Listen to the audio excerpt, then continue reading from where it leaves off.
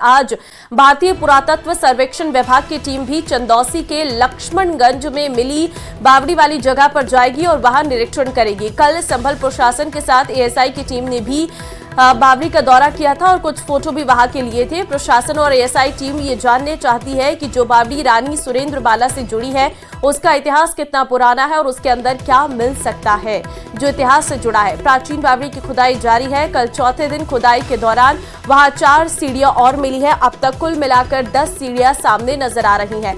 करीब 50 मजदूर बावड़ी की खुदाई कर रहे हैं। तो संभल में अब तक कुल 10 सीढ़ियां मिली हैं। बावड़ी का निरीक्षण करेगी अब एएसआई की टीम। खुदाई का काम लगातार जारी है। बावड़ी की खुदाई लगातार की जा रही है और खुदाई में अब तक कुल 10 सीढ़ियां जो है वो मिली है। तो बड़ी जानकारी इस वक्त आपको हम दे रहे हैं। निरीक्षण के लिए अब एएसआई की टीम पहुंच गई है। तो संभल में लगातार खुदाई जारी है। एक कुआं और मिला है, इसे मिट्टी और कूड़ा डालकर बंद किया गया था। वहीं संभल में मिली बावड़ी की सफाई चौथे दिन भी जारी है। संभल में अचानक पहुंची फॉरेंसिक और बैलिस्टिक टीम ने हिंसा वाली कई जगहों का मुआयना किया है। वहीं संभल मुद्दे पर सियासी संग्राम अब भी जारी है। ये रिपोर्ट देखिए।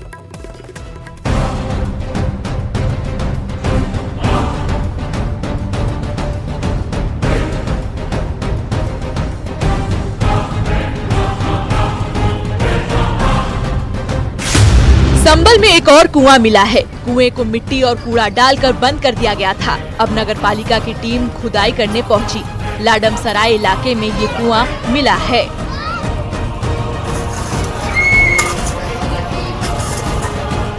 संभल में मिली बावड़ी की सफाई चौथे दिन भी चली। बावड़ी से मिट्टी निकाली गई। चंदौसी में बावड़ी मिलने के बाद से लगातार यहां साफ सफाई की जा रही है। संभल में प्रशासन 150 साल पुरानी बावड़ी का सच जानने के लिए लगातार खुदाई करवा रहा है। स्ट्रक्चर को नुकसान ना पहुंचे इसलिए खुदाई जेसीबी की जगह गैती फावड़े से करवाई जा रही है। कई मजदूरों को बावड़ी में खुदाई के लिए उतारा गया। प्रशासन की टीम लगातार इसकी निगरानी कर रही है। भैया इतना 10 फुट हो चुकी है। अंदर लगभग कितने मजदूर लगे? इसमें भैया 60-70 मजदूर हैं। आज सुबह से कहाँ से खुदाई शुरू की है? ये जीने से करिए सर। सभी लोग इसी में अंदर हैं आज? हाँ सर, अंदर है, कुछ ऊपर है। कोई मलबा गिरने का कोई ऐसी आशंका तो नहीं, ऐसी आशंका नहीं है। और ये पुरानी बावड़ी है, बहुत मजबूत है, इससे कोई डर नहीं है। अभी हमने जो लगातार हमारे इस पर खुदाई का काम शुरू हुआ है, इसमें करीब 35 से 40 कर्मचारी हमारे लगातार काम कर रहे हैं। शुरुआत में जेसीबी से हमारा काम हुआ था, सरफेस एरिया मिट्टी हटाई गई। अब मैनुअली, चूंकि स्ट्रक्चर को कोई नुकसान ना पहुंचे, तो मैनुअली काम लगातार कराया जा रहा है। संभल में 14 दिसंबर को प्रशासन ने 46 साल से बंद मंदिर को खुलवाया था। अब संभल के मंदिर में विधिवत तरीके से पूजा शुरू हो गई है। मंगलवार को हनुमान चालीसा का पाठ किया गया।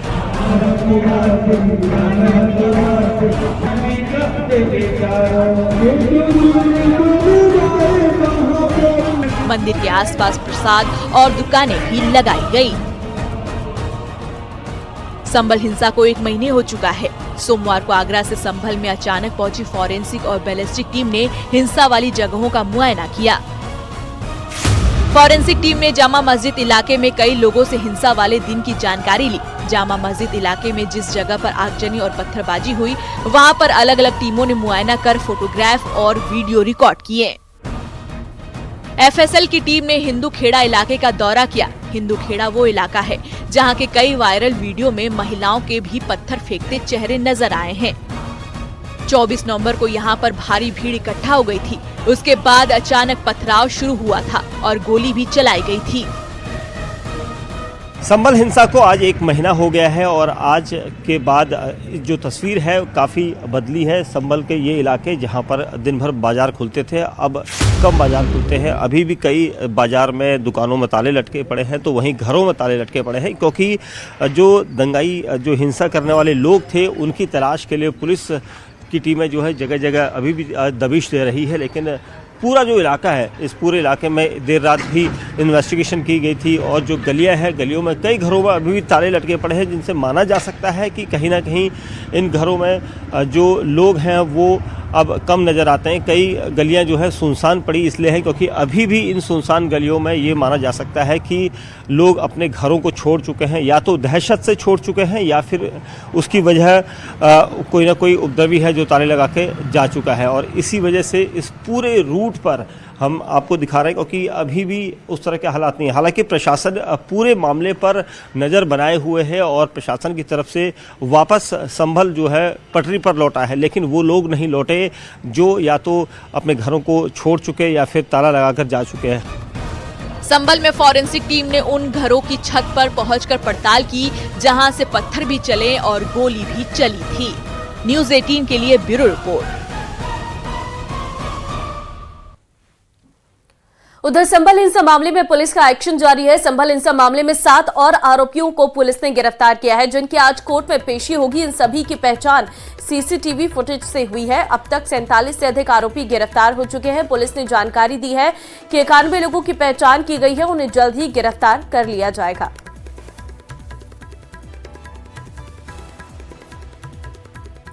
तो अब तक 47 आरोपी इस पूरे मामले पर गिरफ्तार। 24 नवंबर को जामा मस्जिद के निकट हिंसक घटना हुई थी। इस संदर्भ में अब तक 47 व्यक्तियों को गिरफ्तार किया जा चुका है। इसमें से प्रकाश में आए 91 व्यक्तियों को गिरफ्तार किया जाना बाकी है। शीघ्र ही उन्हें भी गिरफ्तार करते हुए प्रकरण में कार्रवाई की जाएगी।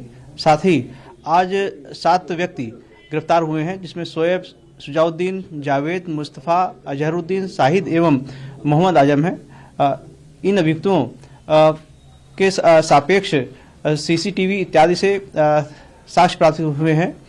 इन्हें गिरफ्तार करके जेल भेजा जा रहा है। अन्य अभियुक्तों की शीघ्र ही गिरफ्तारी की जाएगी। संभल हिंसा मामले में संभल पुलिस ने आज 7 आरोपियों को और गिरफ्तार किया है। ये 7 आरोपी जिनकी सीसीटीवी फुटेज के जरिए पहचान हुई थी और इस पहचान के बाद 7 आरोपियों की गिरफ्तारी हुई। अब तक कुल 47 आरोपियों को गिरफ्तार किया जा चुका है। आज 1 महीना हो चुका है और इस पूरे हिंसा वाले जगह पर जो लोग सीसीटीवी कैमरा फुटेज के जरिए नज़र आए थे या वायरल फुटेज में नज़र आए थे, उन सभी की पहचान की गई है और इन सभी को आज मेडिकल जो जिला अस्पताल है वहाँ पर मेडिकल कराया गया और उसके बाद अब कोर्ट में पेश करने की तारीख जो है वो की जाएगी, क्योंकि इन सभी से पूछताछ करनी है। उस दिन ये कहाँ पर थे, किस जगह पर थे, क्योंकि जिन जिन इलाकों में पुलिस ने इनका फुटेज देखकर पहचान की है उन्हीं इलाकों में इन्हें ले जाया भी जा सकता है और क्राइम रिकेशन के लिए पुलिस की तैयारी होती है। हालांकि इनसे पूछताछ अभी एक सबसे बड़ा विषय होगा, क्योंकि इस पूरे कांड में जिस तरह से सब कुछ हुआ था और उसके बाद 1 महीना आज हो चुका है और 24 नवंबर को होने वाली हिंसा के बाद तकरीबन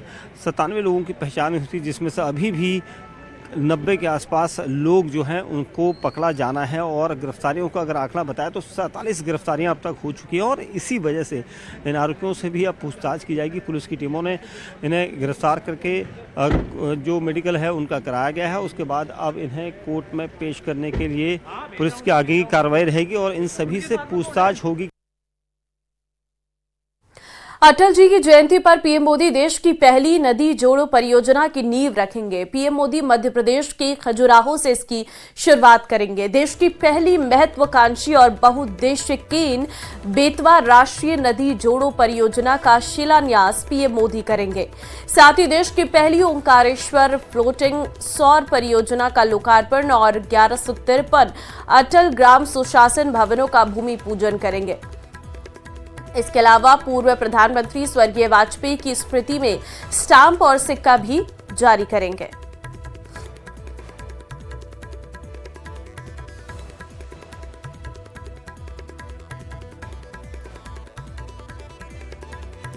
तो नदी जोड़ो परियोजना की नींव प्रधानमंत्री रखेंगे और मध्य प्रदेश के खजुराहो से इसकी शुरुआत होने जा रही है।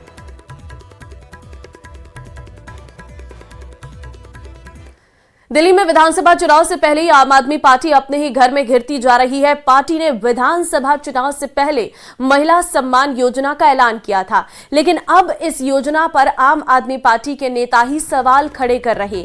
आम आदमी पार्टी के पार्षद रविंद्र सोलंकी ने महिला सम्मान योजना को धोखा और जुमला करार दिया और ये बातें उन्होंने सोशल मीडिया साइट पर फेसबुक लाइव के दौरान कही। उन्होंने कहा कि अगर हमने दिल्ली में काम किए हैं तो झूठ बोलने की जरूरत क्यों पड़ी।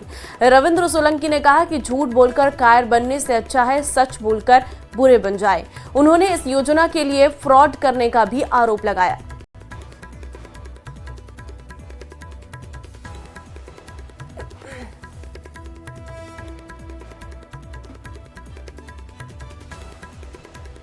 तो महिला सम्मान योजना जो आम आदमी पार्टी की तरफ से चुनाव से कुछ समय पहले ही शुरुआत की गई थी, जिसमें शुरुआती तौर पर सरकार के द्वारा महिलाओं के खाते में 1000 रुपये डाले जाएंगे और चुनाव जीतने के बाद सरकार की ओर से महिलाओं के खाते में 2100 रुपये डाले जाएंगे। और इस योजना का अब इस पर सवाल आम आदमी पार्टी के नेता खुद उठाते हुए नजर आ रहे हैं। आपके पार्षद रविंद्र सोलंकी ने इस योजना पर सवाल उठाए, सुनिए। दोनों योजनाओं की पोल खोलकर और इनका सच बता देती हूं। सबसे पहली बात हम करते हैं महिला सम्मान योजना की। यही योजना की घोषणा इन्होंने पंजाब की महिलाओं के लिए करी थी 2021-2022 में। आज तक 1 रुपया नहीं आया है पंजाब की बहनों के खाते में। आपके माध्यम से निवेदन करती हूं कि कृपया दिल्ली की बहनों के साथ धोखाधड़ी बंद करिए। दूसरी बात, रही बात संजीवनी योजना की, तो आज माननीय उपराज्यपाल जी के आवास पर एक संवाद का कार्यक्रम था सीनियर सिटीजन्स के साथ। वहां पर खड़े होकर दिल्ली के हेल्थ सेक्रेटरी ने यह कहा है कि आम आदमी पार्टी की दिल्ली सरकार की संजीवनी नाम की कोई योजना नहीं है, ये केवल चुनावी छलावा है। अरविंद केजरीवाल ने अभी आजकल उनका पूर्वांचलियों के प्रति बड़ा प्रेम जग रहा है। अरविंद केजरीवाल वास्तव में हिपोक्रेट है, मौकाप्रस्त है। और हम लोगों ने जो वीडियो दिखाया उसमें उन्होंने कहा कि बिहारी 500 रुपए का टिकट कटाता है, दिल्ली में आता है और 5 लाख का इलाज करा के चला जाता है। ये दिल्ली उनकी जागीर है। पूर्वांचल के लोगों को और बिहारियों के बारे में इस तरह के शब्दों का इस्तेमाल करना आज तक तो किसी ने नहीं किया। तो ये उनका प्रेम है और आजकल बड़ा प्रेम उनका जाग गया है पूर्वांचलियों के प्रति। दिल्ली विधानसभा चुनाव के लिए कांग्रेस पार्टी ने दूसरी लिस्ट जारी कर दी है। दूसरी लिस्ट में कांग्रेस ने 26 उम्मीदवारों के नाम की घोषणा की है। जंगपुरा से मनीष सिसोदिया के खिलाफ फरहाद सूरी को टिकट मिला है। सीमापुरी से कांग्रेस के राजेश लिलोटिया लड़ेंगे चुनाव। रिछाला से सुशांत मिश्रा कांग्रेस उम्मीदवार। संगम विहार से हर्ष चौधरी को कांग्रेस का टिकट मिला है। मंगोलपुरी से हनुमान चौहान कांग्रेस के उम्मीदवार है। राजेंद्र नगर से विनीत, मेहरौली से पुष्पा सिंह, मालवीय नगर से जितेंद्र कुमार, लक्ष्मी नगर से सुमित शर्मा कांग्रेस का टिकट उन्हें मिला है।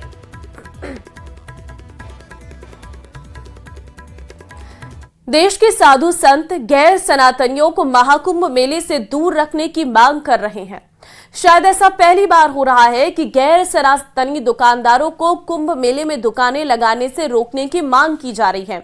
और महाकुंभ के इतिहास में शायद ऐसा पहली बार हो रहा है कि देश भर के तमाम साधु संत महाकुंभ की पवित्रता को गैर सनातनियों से खतरा जता रहे हैं। क्यों, देखिए इस रिपोर्ट में।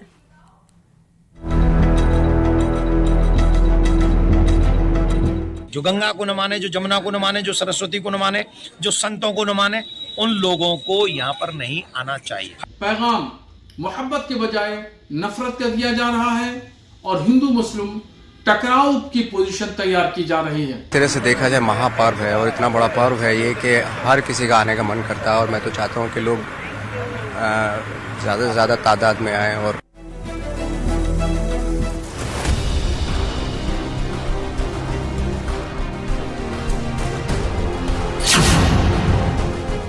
खत्म हुआ 12 साल का इंतजार, खुल गए महाकुंभ के द्वार।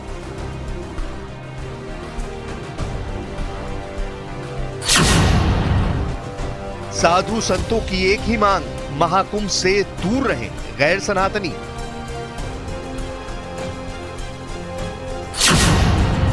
मौलाना का फतवा, महाकुंभ से दूरी बनाए मुसलमान। शायद ऐसा पहली बार हो रहा है कि देश के साधु संत गैर सनातनियों को महाकुंभ मेले से दूर रखने की मांग कर रहे हैं। शायद ऐसा पहली बार हो रहा है कि गैर सनातनी दुकानदारों को कुंभ मेले में दुकानें लगाने से रोकने की मांग की जा रही है। और महाकुंभ के इतिहास में शायद ऐसा पहली बार हो रहा है कि देश भर के तमाम साधु संत महाकुंभ की पवित्रता को गैर सनातनियों से खतरा जता रहे हैं। तो समझिए कि साधु संत ऐसी मांग क्यों कर रहे हैं। दरअसल महीनों पहले तिरुपति मंदिर के महाप्रसादम में अपवित्र मिलावट की खबर से देश भर के साधु संत आहत हुए थे। देश में पहली बार सनातन बोर्ड के गठन की मांग की गई। तब से कई ऐसे वाक्य और तस्वीरें सोशल मीडिया पर सामने आ चुकी हैं, जिसमें थूक लगी रोटी और जूस में पेशाब मिलाने की घिनौनी हरकतें देखकर लोगों का भरोसा उठ गया है। खासतौर पर साधु संतों को इस बात का भय है कि महाकुंभ में गैर सनातनी लोग ऐसी हरकतों को अंजाम दे सकते हैं जिससे उनका तप, व्रत और अनुष्ठान अपवित्र हो सकता है। इसी डर की वजह से मशहूर कथावाचक देवकीनंदन ठाकुर ने भी गैर सनातनियों को महाकुंभ मेले के कोसों दूर रखने की मांग की है।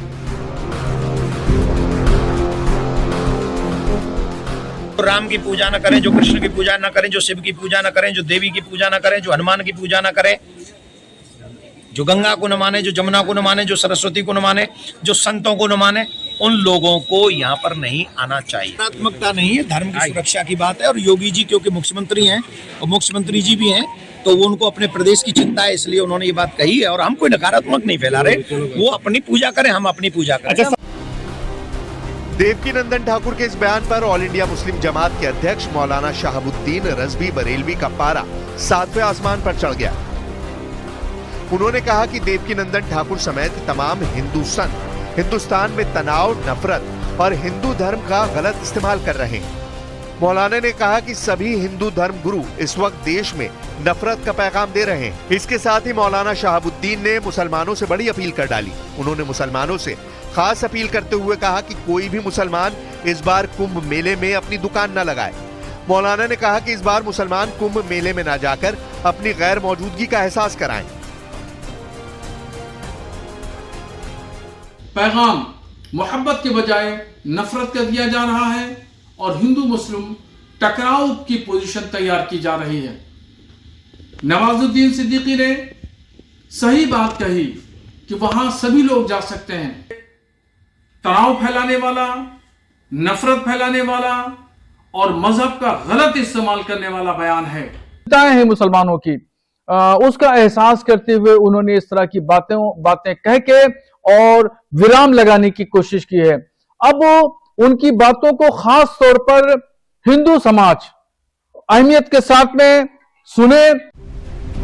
कुंभ पर घमासान यही नहीं थमा। मशहूर एक्टर नवाजुद्दीन सिद्दीकी के एक बयान पर कई साधु संत भड़क उठे। दरअसल नवाजुद्दीन ने न्यूज 18 से खास बातचीत में कहा कि महाकुंभ के अलौकिक नजारे को हर कोई देखना चाहता है।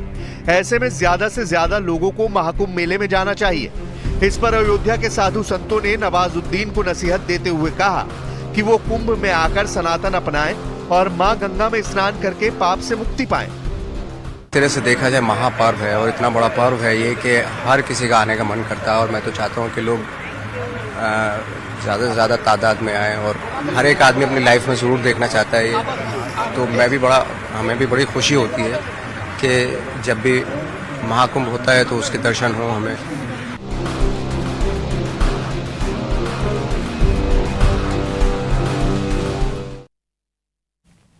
सात समंदर पार नशे के कुख्यात सौदागर की हत्या के बाद लॉरेंस गैंग का नाम एक बार फिर सुर्खियों में है। खास बात यह कि कैलिफोर्निया में हुई ड्रग माफिया सुनील यादव का राजस्थान कनेक्शन भी सामने आया है। ये रिपोर्ट देखिए।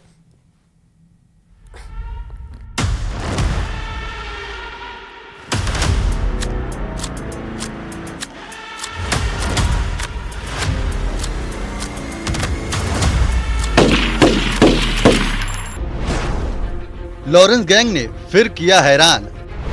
अमेरिका में ली ड्रग माफिया की जान।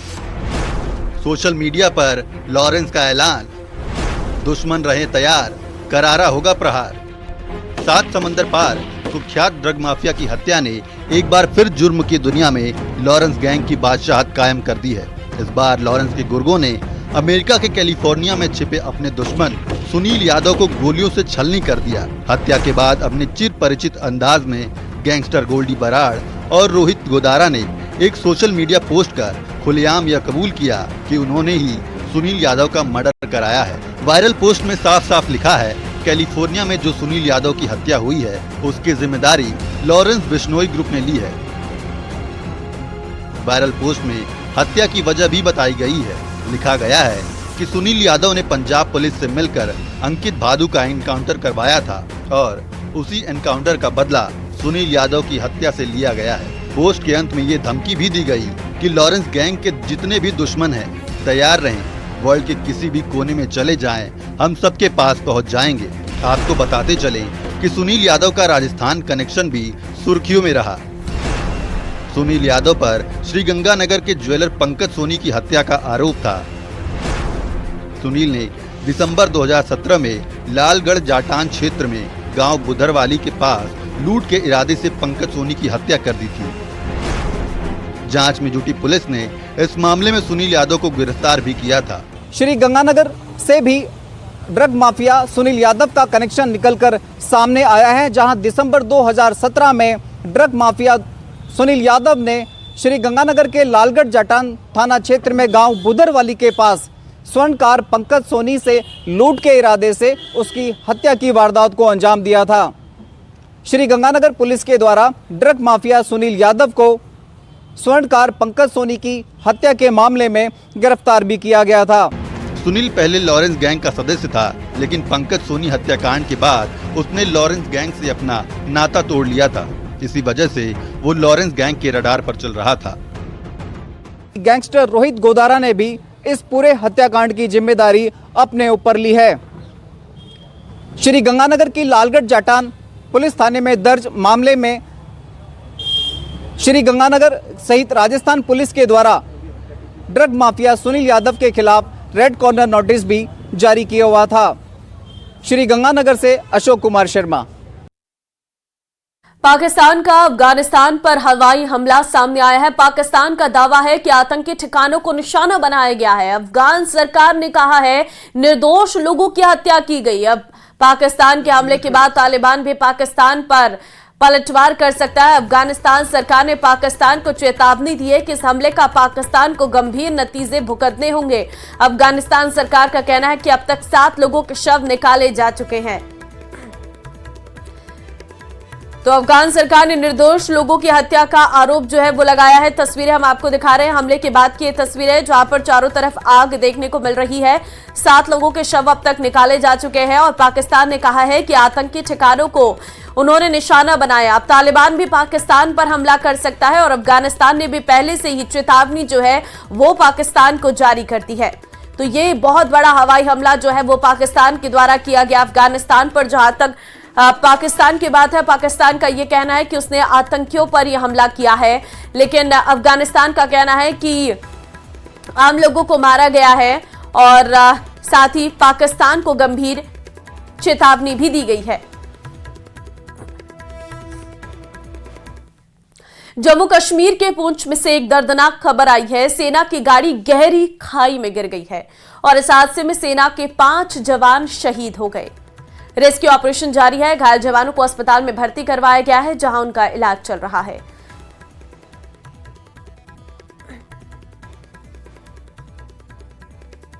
आज क्रिसमस का मौका है और हिमाचल प्रदेश के मनाली में जबरदस्त बर्फबारी हो रही है। क्रिसमस के मौके पर सैलानी खूब बर्फबारी का मजा ले रहे हैं। मनाली में जमकर बर्फबारी से पर्यटन, कारोबार और किसान बागवानों के चेहरे भी खिल गए हैं। लगातार घाटी में हो रही बर्फबारी को देखते हुए प्रशासन ने भी अलर्ट जारी किया है। मनाली प्रशासन ने सैलानियों की सुरक्षा को देखते हुए सभी वाहनों को सोलंग बैरियर के पास ही रोक दिया और सिर्फ इमरजेंसी वाहनों को ही बैरियर से आगे जाने की अनुमति दी है।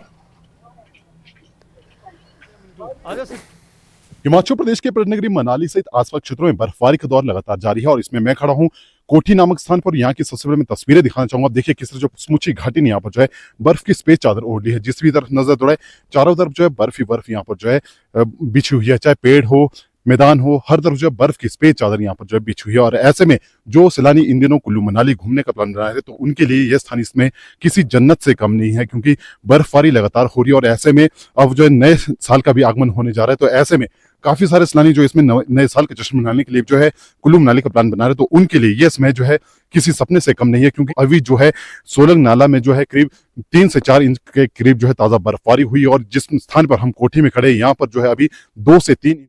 और चलिए इसी के साथ इस बुलेटिन में फिलहाल के लिए बस इतना ही। बाकी अन्य खबरों के लिए आप बने